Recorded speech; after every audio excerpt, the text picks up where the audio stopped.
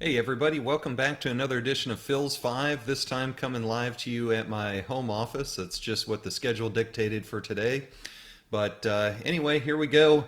Just first item I've got here, I want to follow up on a really great State of the Industry Summit that we had last week. We had more than 120 people attend, and definitely befitting of the great information that was shared there by Rob Dietz, Jim Gaines, and also had some really good information on the lumber issue as well. And big thanks to Hotchkiss Insurance, and you can check that out on DallasBuilders.org if you want to check out the on-demand version that you had there from both chief economists as well as David Yessian with Foxworth Galbraith.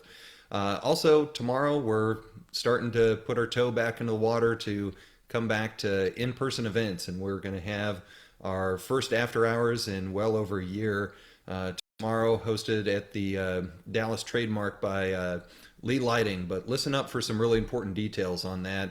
Because we're still dealing with some of the venue restrictions and requirements, there is a sold out event. If you're not on the reservation list, we can't get you in. That's just the security at the building and their policies that we're having to honor and respect.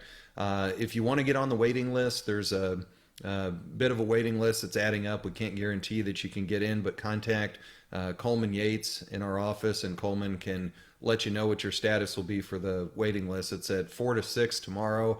Our next after hours is going to be May the 20th at Facets, and I anticipate that being, in terms of attendance and everything else, a little bit more like the traditional one. So again, it's just kind of what we're dealing with on the restart here, wanting to make sure to be respectful of every venue that's kind enough to take us in, and some of the restrictions there. I'm just really happy to see all the enthusiasm for some of the in-person meetings, but also like what we saw with the summit, the virtual one too, and all the great attendance either way.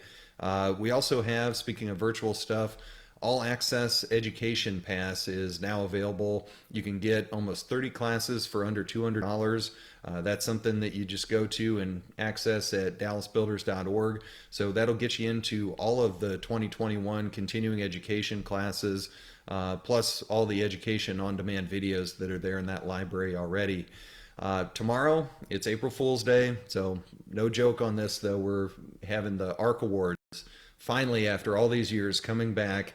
The call for entries will be made tomorrow, so check your inbox for that. Those are awards for associates, custom builders, and remodelers. So be sure to check that out. It's going to be in a culminating with an awards gala that's going to be on August the 14th at a place that I can't pronounce in Dallas, V-O-U-V. Yeah, haven't been there, but that sounds like a great place, and it's just going to be really good to see everybody again and get the ARC Awards back up and running and going again.